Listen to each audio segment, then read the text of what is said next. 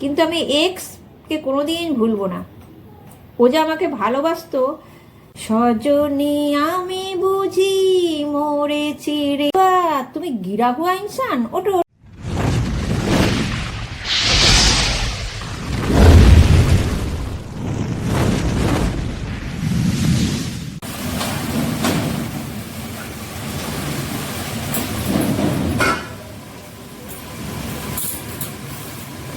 Good morning বন্ধুরা, welcome back to my channel. আশা করি সবাই ভালো আছো, সুস্থ আছো, আনন্দে আছো।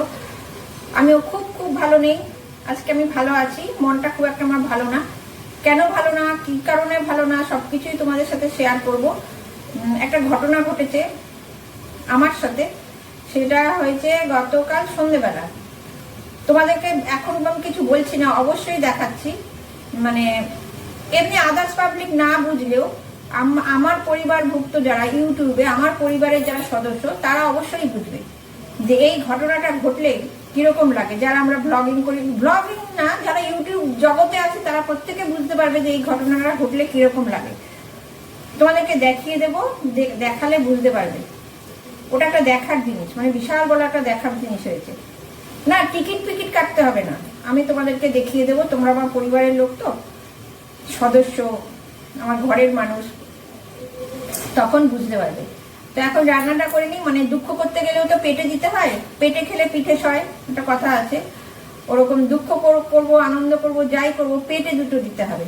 তো পেটে দুটো দেওয়ার জন্য আজকে করছি মোচার তরকারি। সেও আরে বিশাল খাটুনি।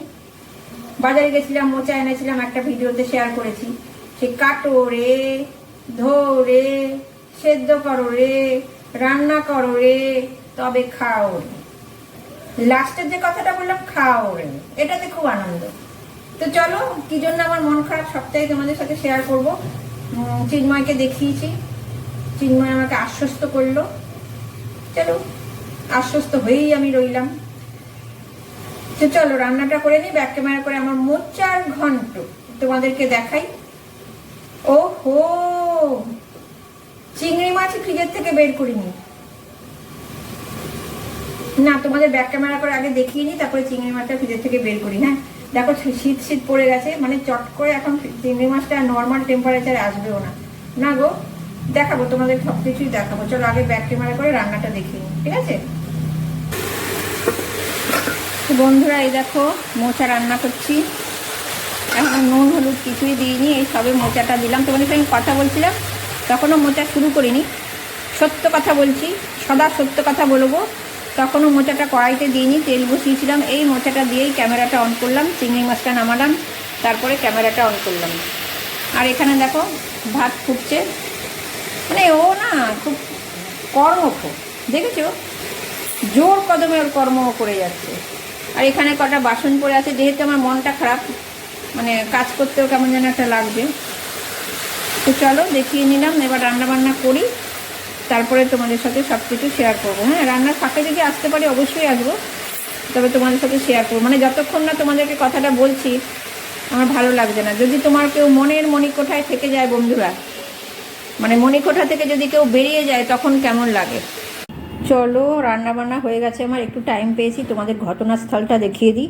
এই হচ্ছে ঘটনাস্থল। এই যে আমার পাটা আছে, এটা হচ্ছে ঘটনাস্থল, এইখানে ঘটনাটা ঘটেছে। এবার ঘটনাস্থলে যে আহত হয়েছে, চলো তোমাদের নিয়ে যাই, সেই স্পটে নিয়ে যাচ্ছি। আহত হবার পরে ওনাকে কোথায় নিয়ে যাওয়া হয়েছে তোমাদের দেখাচ্ছি। চলো, ওটাকে সিঁড়িতে, চলো নিচে নিয়ে যাওয়া হয়েছে ওনাকে, কেননা ঘটনাস্থল থেকে অনেক দূরে ওনাকে সরিয়ে দেওয়া হয়েছে।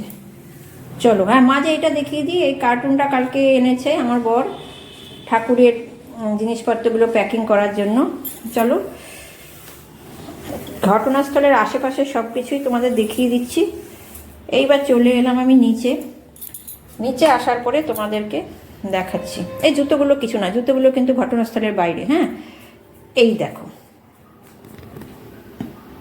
এই দেখো, তোমাদেরকে দেখিয়ে দিচ্ছি এর পরিস্থিতিটা। একটা জামা পরানো ছিল, জামা পরানো অবস্থা থেকে সরিয়ে দিলাম, কেন এটা হচ্ছে ওর ড্রেসটা। এই দেখো দেখাচ্ছি, এই দেখো, দোলে দোলে দোলে আমার রিঙু বাবু দোলে, দেখতে পাচ্ছ? আর এটার অবস্থা দেখো, ঘটি বেঁকিয়ে ছেড়ে দিয়েছে, বুঝলে? কেউ তো ওকে বলেনি গো বেশি বেশি বাড়িস না মোনা, ঘটি বেঁকিয়ে ছেড়ে দেবো। কিরকম লাগে বলো? এখানে আমি দেখাচ্ছি পজিশনটা, এখানে এটা খাড়া করা ছিল, এখানে আমার ফোনটা ছিল, ফোনটা ভাগ্যে কভার দেওয়া ছিল, কভার মাঝে মাঝে আমি খুলে এখানে বসাই রিং লাইটে, জানো? ডাং করে পড়েছে, যে ডাং করে পড়েছে না, আমার ভিতরটা জাম করে উঠেছে। এই হচ্ছে পরিস্থিতি রিং লাইটের। ঘটনাস্থলও দেখিয়ে দিলাম আর আহত ব্যক্তিকেও দেখিয়ে দিলাম তোমাদের। চলো এবার আমি স্নান করে নিই। স্নান করে লাঞ্চ করে তোমাদের কাছে চলে এলাম, তো দেখতে পেলে আমার ভগ্ন হৃদয়ের ঘটনাটা। কি বলবো, মানে দেখো, এটা কিন্তু সত্যি একটা কথা বলছি, আমার রিং লাইট কেন টেকে না আমি জানি না, এটা আমি সিরিয়াসলি বলছি। কিন্তু এটা নিয়ে আমার 3 নম্বর, থার্ড টাইম এই কেসটা হলো। রিং লাইটগুলো যে কেন পড়ে যায় জানি না। তো আমার বর কালকে আশ্বস্ত করেছে, এটা বলে বলছে তুমি অনলাইনে অর্ডার করো, তো অনলাইনে অর্ডার করতে হবে না, এখানে শ্রীরামপুরের দোকান আছে আমাদের এখানে, বলছে দোকান থেকে তোমাকে এনে দেবো। হ্যাঁ, এইখানে আমি একটা কথা ওকে ইন্টারাপ্ট করেছি, আমি বললাম এখন আনতে হবে না, আমরা শিফট হয়ে যাই তারপরে আনবো।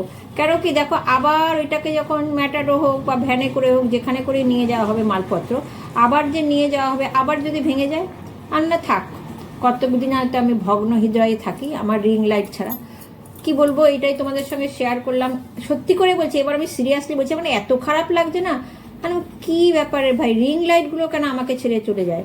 তবে একটা কথা, আমাকে কিন্তু ভীষণ ভীষণ ভালোবাসতো, ভীষণ ভীষণ ভালোবাসতো। কেন কি তোমাদের কাছে বলি, মানে ফোনটা যে ওখানে অবস্থায় ছিল, ফোনটা কিন্তু পড়েনি, ফোনটাকেও জাপটে ধরেছিল, ফোনটা পড়েনি। এইটারই কিন্তু এরকম সিরিয়াস কন্ডিশন ছিল যে আমার ফোন আটকানো, আর বাদ বাকি একটা ছিল আমার ধাক্কাতে বালিশ নামা, ভাই শোবে আর কি, ওই জন্য ভাইকে বললাম বালিশ নামা। এবার ওইটা কিন্তু এমনিই পড়ে গেছিলো, আমার এক ধাক্কাতে পড়ে গেছিলো, আমি হাঁটতে গিয়ে হোঁচট খেয়েছিলাম, ওইটার ওপরে হুমড়ি খেয়ে পড়েছিলাম, রিং লাইটটা ভেঙে গেছিলো। আর ফার্স্টে জানি কি একটা ব্যাপারে ভেঙে গেছিলো, অনেকদিন আগে, ওটা মনে নেই। ঠিক এইরকমই হয়। তবে দেখলাম আমাকে ভীষণ ভালোবাসতো। মানে একটা ঘটনা বলি, চিন্ময়ের থেকে আমাকে বেশি রিং লাইট ভালোবাসতো। কেন বলছি জানো তো? চিন্ময় ভালোবাসে, এটা পাস্ট টেন্স হয়ে গেছে। বিয়ের পরে 3-4 মাস হবে তখন, বিয়ের পরে শপিং করতে গেছি। এবার বিশাল ভিড়, পুজোর আগে ঘটনাটা বলছি, কেন বলছি যে আমাকে বেশি ভালোবাসতো, বিশাল ভিড়। তো আমি না হোঁচট খেয়ে পড়ে গেছি, হোঁচট খেয়ে পড়ে যাওয়ার পরে চিন্ময় দেখলো এমনি করে, তো ও আমাকে বলছে, এ বাবা তুমি গিরা হুয়া ইনসান, ওটো ওটো ওটো। ও কিন্তু আমাকে ধরলো না, কিন্তু আমাকে রিং লাইট এত ভালোবাসতো যে আমার ফোনটা তো আমার জান, ও কিন্তু দেখো ফোনটাকে ধরে রইল। তাহলে কে বেশি ভালোবাসে? বরের থেকে বেশি রিং লাইট আমাকে ভালোবাসে। তো যাই হোক, মানে অতি দুঃখে হাসি আসছে আর কি, এটাকে হাসির ছলনায় ভুলতে চাইছি। দেখি এখান থেকে শিফট কবে হই, মাস দেড়েকের মধ্যে হয়তো হব, ডিসেম্বরের শেষে টেসে হব, তারপরে একটা ওখানে গিয়ে রিং লাইট কিনবো। তা আমার এই বুদ্ধিটা ভালো না বলো, যে একবারে শিফট হয়ে নিয়ে কেউ আবার যদি ভেঙে যায়, কারণ খুব পলকা রিং লাইটগুলো, মানে খুব কম জোরি, স্টেডি নয়। যাই হোক, চলো ভিডিওটা এখানেই শেষ করছি।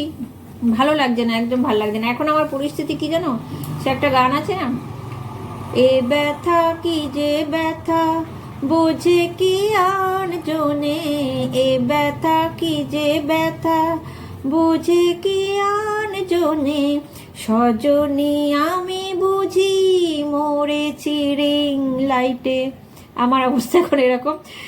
তো চলো, যতই ইয়ার্কি করি, যতই ঠাট্টা করি, যতই হাসি মজা করি, খুব কষ্ট লাগছে, খারাপ লাগছে রিং লাইটটা ছাড়া। এটা একটা সঙ্গী, বলো আমাদের ইউটিউবারদের একটা সঙ্গী, যত ছোট ইউটিউবারই হোক বড় ইউটিউবারই হোক, আমরা এই প্ল্যাটফর্মে আছি, তো এটা একটা কাজের জিনিস, খারাপ লাগছে। তো চলো, ভগ্ন হৃদয়ে আজকের ভিডিওটা আমি এন্ড করছি। তোমরা সবাই ভালো থেকো, সুস্থ থেকো, আনন্দে থেকো। আমার যখন নতুন রিং লাইট হবে আবার কিন্তু দেখাবো, কিন্তু আমি এক্সকে কোনোদিন ভুলবো না। ও যে আমাকে ভালোবাসতো, কাজে এক্সকে কোনোদিন ভোলা যায় না, ভুলতে পারবো না। ঠিক আছে, চলো, টাটা, বাই।